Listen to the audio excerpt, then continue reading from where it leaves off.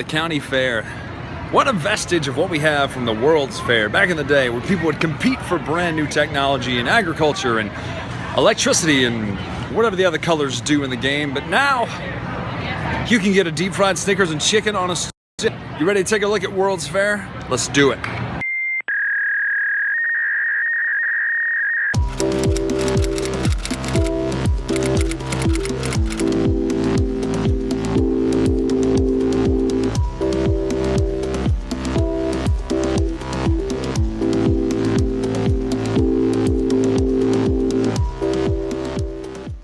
So yes, that was a weird intro, I'm aware, but World's Fair 1893 is not a weird game. In fact, it's a pretty straightforward game, although there are some twists and turns in it that make it seem a little less straightforward. For instance, this game has Harry Houdini. You would think naturally, well, Houdini lets you do some pretty nifty things, like for instance, change Houdini into George Davis. But this game is relatively simple, actually. There isn't a lot of sleight of hand, there's not a lot of tricky things going on, even though the era is perfect for the vaudevillian things that would need or that would lend itself to Harry Houdini and other things. Harry Houdini is just one of the cards. See, this era is not about anything in particular other than the World's Fair in 1893. Since that's why they called it that. But the game itself is an easy game. It's a simple game, and here's the board. See this? This is the board. I like that, I do, because it's hard to explain. There's not a lot to this game, while at the same time there's actually some deep strategy. So it's kind of tricky to explain because it's easy to teach. It's not that big of a box. It's, it's great art. It looks, good font. I have a poster of Houdini right over there that has very similar font from this era. Is it fun though? Now that's the question you got to ask, because to me, yes, I think it is fun, but how does it play first? Let's look at that, because that's really kind of where you're going to decide if you like this game or not. How does it in fact play? Because if it doesn't play very well, it's not your style, then you're not going to like it. That's what every reviewer should say, probably. That, hey, if you don't like this game, you're not going to like this game. Let's look at it. So what is World's Fair? World's Fair is a game in which you basically have the board here. You set it up based on player count. It'll tell you here, this is 4 players, this is 3 players, 2 to 3 players, this is 3 to 4 players, and over here is 2 players. And you set the board up based on player count. Let's say it's a 2-player game. Or let's say it's a 4-player game, because it's that easy to switch. You'll notice the only difference is the amount of these spaces. Now what are these spaces? These are the ride spaces for the Ferris wheel here. The beautiful Ferris wheel. Look at this. It's a printed meeple of a Ferris wheel car, which looks kind of like a bank, but it's not. It's a Ferris wheel car. So it starts here on this space. You put the round track here on this space because there's only not really a need for it, but you do. You put the round track thing there. Then it's pretty simple. The game starts, everybody gets one of these bags of cubes that are colored. You could have white, a very nice blue. It's not your normal blue. And check this out, purple and kind of a goldish yellow. Nice to have different options for once. You then will place cards out, face up, around, oh, I'm missing something. Of course, when I said the board is here, I'm missing something on the board, something huge, a huge facet of the game that makes it variable. All these are different areas in which you will try to, I don't actually understand the theme. I've read it, I've played the game. I still don't quite understand what your workers are doing, but different areas like manufacturing, transportation, agriculture, electricity, and fine arts. And you'll just put these randomly around, such as this. So you have this great looking board built around the Ferris wheel. That look great, colorful, artistic, good design choices. You'll then lay cards around. You'll take some out depending on player count. You'll lay them around like this. These dots mean how many is the max. So this can only have 3, triangles are 3, obviously, squares are 4. Good graphic design choice. You'll do 2, I think everything starts with 2. Anyway, you get the gist. So you put 2 around here. Someone will then take their workers, and everybody will have kind of a beginning card that tells them what to start with or what to do. For instance, this is the player 2. He will put a worker at transportation and agriculture. And that's what happens. You put those workers out and then the game starts. On your turn, you can place a worker. When you place a worker, I don't know what these workers are doing though, I really don't. But you take the worker and you put it in one of the areas. You put it in fine arts, agriculture, electricity, whatever. You say, okay, I need that card. Why do you need that card, you say? Here's why you need that card. These are horrible examples of cards that you would need. I'm sorry, these are all... Here, let's find some of the cards that are a little bit different, because these are different than these, are different than these. They're all, these types of cards are all the same type of card. The colors matter. So instead of doing generic suits of green, they did, electricity, agriculture, to basically get in the theme of the 1800s, 90, whatever, World's Fair. On your turn, you'll take a worker. You'll place it on one of these squares. So let's say I go to agriculture. I will then take all of these cards, on the first turn especially, you'll take all of these cards, and they're in your hand now. You don't really need a hidden hand in this game. In fact, I'm pretty sure it says it's all common knowledge, but when you get these midway tickets, like Houdini and the Ice Railway, and it'll say admit 1, this track moves around per ticket. Now these are worth points, coins, whatever you want to call them, at the end of the scoring times, but they're basically the timer for the game. The more of these that you get, this moves up and up and around the track until when it gets back to here, boom, we score for the first time. Score 3 times, game is over. How do you score? So let's look at this. You will then, after you do that, if you place your workers, you'll fill in 3 cards around the whatever this thing's called, the Ferris wheel. This one is full, this one is not. So it'll be 1, 2, and then 3 cards, just like that. And then you throw them on the table like that. That's how this works typically. Now, you then have someone else go. You say, Brian, what is the point of these workers? Again, I'm going to see if I can explain this the best I can to you. You are going to send out your supporters to gain favor with influential people and secure the grand exhibits that will be put on display. I don't know what that means. Like, I really don't. I don't know who you are. You are an organizer of the fair, but apparently there's competing organizers are trying to get their names on different displays. I don't know what that means, but that's kind of irrelevant because it doesn't matter. So then it goes back around and it's your turn. You then, let's say you put a worker on transportation. What you do then is you'll take all these cards. Oh, wait a minute. There's one extra step. If you have one of these action cards, you must do it. Now, it's weird that it says must. I don't really know if that's a balancing thing because it's never bad. It's never bad to do this. You must do it. This one's basically you move one of your workers to an adjacent worker's, I think it's any workers, there's anybody's worker to an adjacent worker spot, and there's a card that tells you what all these do.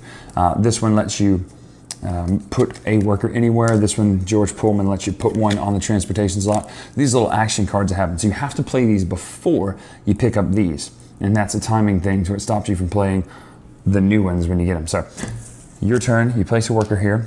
This guy gets played. So whichever one it is, let's say it's put one anywhere. So you'll put another one down. You'll take all these into your hand.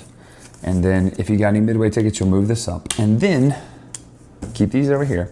You now have these tickets, which are the core of scoring this game and winning. So the way you win is by having the most of these symbols. How do you get symbols? In a very difficult, slightly to understand it, for scoring round. So boom, boom, boom, we get all the way around to here and we stop. Scoring happens like this. You have all of these cards you've been working so hard to get, and there's a scoring phase card that tells you how to score with 2 and 4 and 3 people and all these different stuff, because the scoring matters and it is different for each one. So let's say in your rounds you have successfully acquired these cards here. You've got 3 yellows, a green, a red, and a whatever, manufacturing. Now, you don't automatically get points for these. You have to have had the most workers on a section to win that section to get the rights to score it, just like in the 1800s. So, yellow, let's say you win that. Well, the way you score this in a 4-person game, which is what we're set up for, is the person in first place gets to score up to 3 cards of these inventions. So that would be 1, 2, 3. They also get a 4 money. Now money is this. I have no clue why these are different than the coins. There's ribbons and money. They're the same thing. Anyway, you'll score 4 points and you get to score 3 of these tokens. Now, what do these tokens do? So let's just say you now cash in 3 of your cards for 3 of these tokens. These tokens will sit in your spot, and you'll look at the bottom of the track here. This is kind of the Seven Wonders green cards style from Seven Wonders, if you're familiar with it. So you will have a full set of these symbols is worth 15 points. If you have 2 of them, it's worth 3. If you have 6 of them, it's worth 10. So where are you getting this information? Right here on the bottom of here, it tells you 1 is worth 1. 2 symbols is worth 3. 3 is worth 6. 4 is worth 10. 5 is worth 15. If you have all 5 symbols, you have 15. You can do this multiple times. So if you end up getting all 3 sets 3 times, all 5 sets 3 times, it's 45 points just for having that. And a really good way to put yourself in the win. Plus, all of your midway tickets count as points.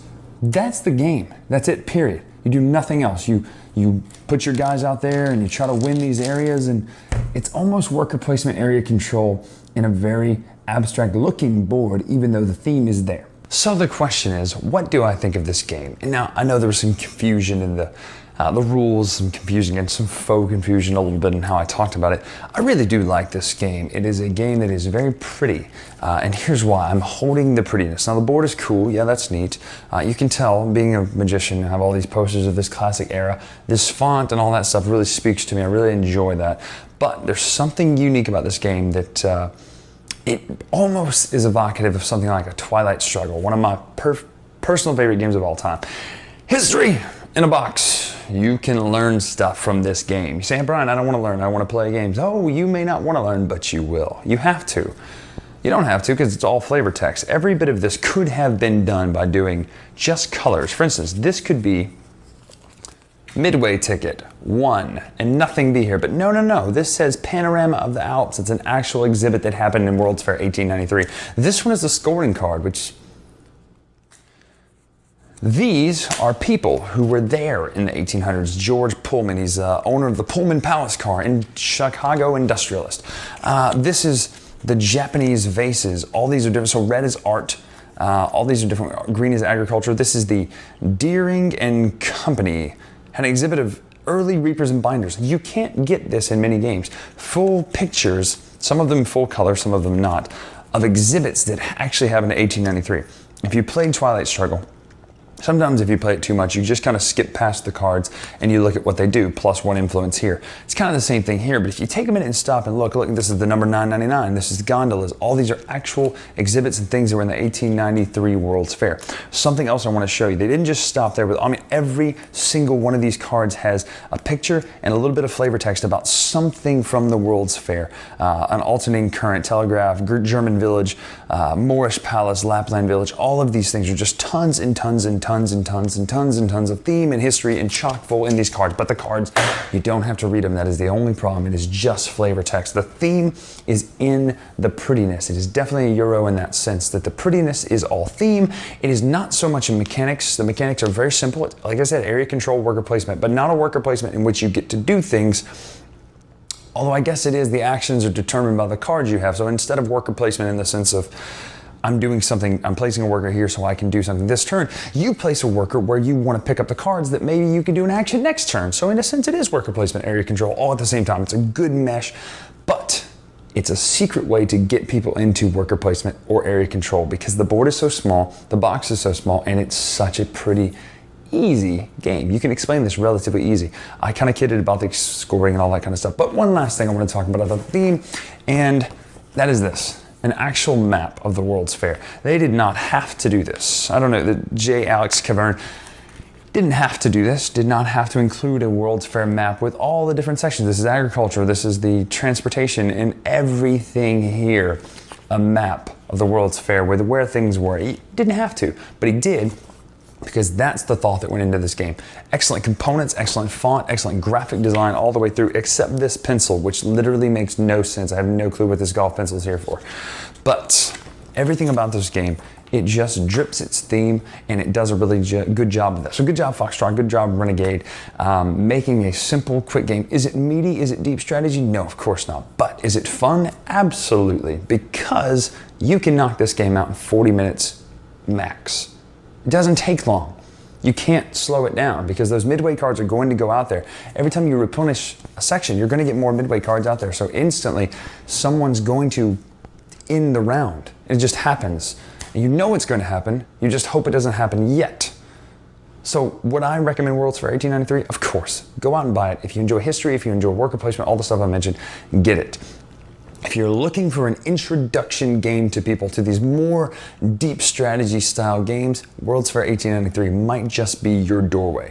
So, this is the latest retro. I'll see you next time. Thanks so much for watching the Dice Tower videos. Find more great videos and reviews, as well as our top-rated audio podcast at Dicetower.com. You can also find other great shows at Dicetowernetwork.com. I'm Eric Summerer, and you've been watching The Dice Tower.